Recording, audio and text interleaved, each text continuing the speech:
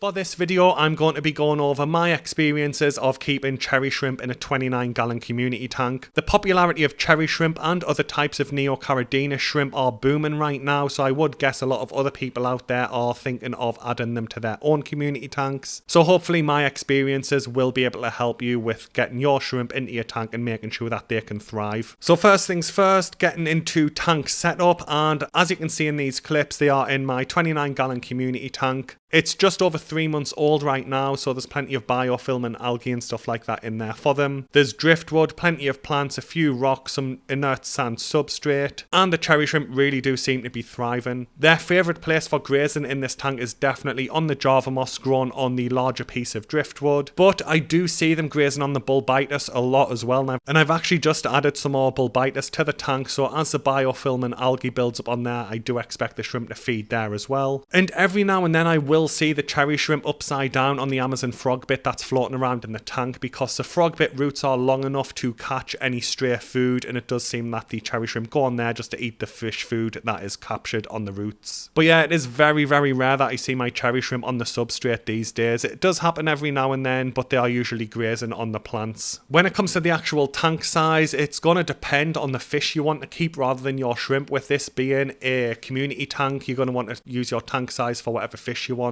Cherry shrimp really do have a small bio load. I don't even calculate them into my tank stocking. A large number of the cherry shrimp in these clips were actually kept in an 8-gallon tank, a dedicated shrimp tank, before I moved them over to my 29-gallon tank, and they were thriving in the 8-gallon tank as well. They basically just grazed on the Java moss all day, every day. So yeah, top tip for tank setup is to get some Java moss in there. So moving on to tank mates, and I'm only going to be talking about tank mates that I have direct experience with in tanks with cherry shrimp. But I would guess a lot of these standard community tank fish would be fine with them. So starting off with honey gourami, and I have 2 in my 29-gallon tank. And I actually thought that these might be a little bit of a pain with my cherry shrimp. That's why I actually put the bulk of them into the 8-gallon shrimp only tank to start with, because I wanted to see how the honey gourami would react to them and see if they'd see them as food. Both of my honey gourami seem totally fine with cherry shrimp. Sometimes they do get a little close and they'll have a little look at them to see what they are, but I've never seen them act aggressively or try and eat them or anything like that. Next up we have Corydoras. I have 3 Corydoras anase in this tank right now, and I have mentioned in some of my other videos, my Corys are completely oblivious to anything happening in their tank. They don't pay attention to their tank mates. They just want food or a place to chill out and relax. That is literally the 2 modes they have. There has been some accidents where my Corydoras know there's food in the tank, so they get excited and they'll swim over from one side to the other quickly, and my cherry shrimp might be grazing on something, and then the Corydoras comes in a little bit too fast and it might bump the cherry shrimp, but it's not intentional. Moving on to my neon tetras, I have 10 neon tetras in this tank, and I've never seen them interact with the cherry shrimp once. They haven't even gotten close to have a little look to wonder what it is. They just crack on and do their own thing, and the cherry shrimp just do their own thing as well. So I'm very confident that anyone could add neon tetras to a tank with cherry shrimp in and not have problems. Moving on to my chili rasboras, I have 10 of these in this tank, and just like the neon tetras, my chili rasboras just don't care. I don't think I've ever seen the chili rasboras looking at the cherry shrimp to try and work out what they are. They just go off and do their own thing and swim around. And keep in mind, chili rasboras are probably smaller than the cherry shrimp, so I doubt they could harm it even if they wanted to. Now, I don't actually have guppies in my 29-gallon community tank right now because I've moved them into their own dedicated guppy tank, but I never actually saw them pay any attention to the cherry shrimp either. And I've actually just bought 10 yellow neocaridinas, which is a variant of cherry shrimp, to add to the guppy tank, and I'm very confident I won't have any problems. I do have some Armano shrimp in the 29-gallon tank, and I have seen some people on Reddit say their Armano shrimp are aggressive to their cherry shrimp. I have seen bullying like this where the Armano shrimp will just push the cherry shrimp away because the Armano shrimp's a lot bigger and stronger, but I've never seen them do any damage. They literally just push the cherry shrimp away from the food. Because there's plenty of food in my tank, the cherry shrimp just goes off and eats somewhere else, and the Armano shrimp just goes back to whatever food it was protecting. So yeah, there is some scuffle in there, but I really don't think it's causing problems for the cherry shrimp. They just leave, and the Armano shrimp basically stays where it was. It's not like actively being aggressive and chasing the cherry shrimp. So one thing that I have kept with cherry shrimp that I wouldn't recommend is a betta fish. Like I mentioned earlier, the majority of my cherry shrimp were in my 8-gallon tank. That's now a betta fish tank. I did get as many of the cherry shrimp out and move them into the 29-gallon before I put the betta in, but there were 3 still in there. And as soon as I put the betta fish in there, she started to hunt the cherry shrimp. And like you can see in this clip, there's frozen Daphnia floating around in the tank, and she just doesn't care. She wants to eat the cherry shrimp. So I did manage to scoop 2 of them out with my net, but the last one I just couldn't catch it. But unfortunately Skittles could, so she basically ate that cherry shrimp. Moving on to feeding, and these are so easy to feed, it's very rare I target feed them. Provided you wait a few weeks for the biofilm and algae to build up in your tank, you should be fine because your cherry shrimp will just eat that. Pretty much 24 hours a day, every day, my cherry shrimp are on the Java moss, the driftwood, the bulbitis, or the Amazon frogbit, eating biofilm or algae or any trapped food. So yeah, the majority of the food will be algae and biofilm that's free and will passively grow in your tank. I have seen some research studies say that the cherry shrimp also eat detritus in tanks, but I've never actually seen them eating the dead plants once. But I did used to target feed my shrimp with Shrimpkin Complete pellets. I have a review on the channel that I link in the card and video description, but I don't really do this anymore, to be honest. I just didn't see the point. There were 2 hit and miss and I was just removing the pellets 24 hours after putting it in. One thing that I would recommend is bug bites. Both my Armano shrimp and cherry shrimp seem to love bug bites. This isn't necessarily target feeding the shrimp either, they just come over and steal some food from the fish when I feed them. But if you are trying to breed your shrimp actively, then increasing their protein take can be good, and something like bloodworms or bug bites can be an excellent quick and easy food to do this. So speaking of breeding, and I'm not trying to actively breed my cherry shrimp in this tank, but as you can see in this clip, there's a tiny little shrimplet on the root of the Amazon frogbit there, and it's just natural breeding. I'm not doing anything to encourage this. And as you can see in this clip, there is a tiny little shrimplet moving around on the substrate, so my cherry shrimp are breeding in here. And I would honestly say just add Java moss, and I know that's parroted on a lot of different channels, it's on Reddit and social media and forums. People just say just add Java moss and the cherry shrimp will do the rest. And my Java moss wasn't intentionally added for the shrimp to breed in, I just like Java moss and it was meant to be a food source for them.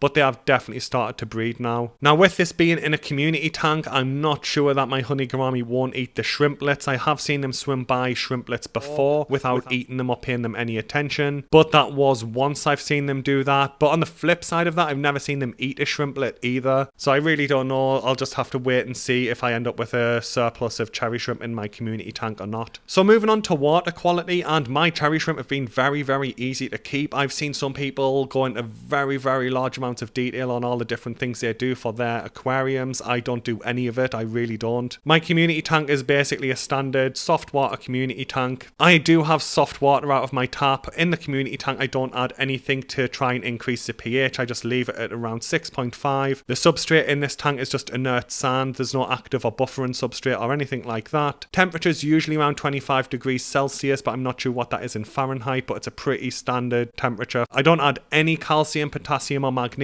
either. One of my good friends breeds cherry shrimp and they were telling me that in the West, especially in Great Britain and the United States, most places will have plenty of calcium in their tap water to help shrimp naturally molt without issue. So I'm not going to try and mess with my current setup. I'm not going to add any calcium or anything like that for the shrimp. They seem to be thriving, like I mentioned, they are breeding. So yeah, if it ain't broke, I'm not going to try and fix it. So yeah, just a quick roundup. Add Java moss to your tank. It grows at a surprisingly rapid pace, and your cherry shrimp will love the biofilm and algae that grows on it. Speaking of biofilm and algae, try and wait a few weeks after an initial tank setup for your algae and biofilm to actually start growing before you add your cherry shrimp. If you haven't set your tank up yet, you will be able to see it on the tank glass, so you'll know when the algae and biofilm is starting to grow. But yeah, cherry shrimp are very, very easy to keep. The main issue is going to be the tank mates that you keep in the tank.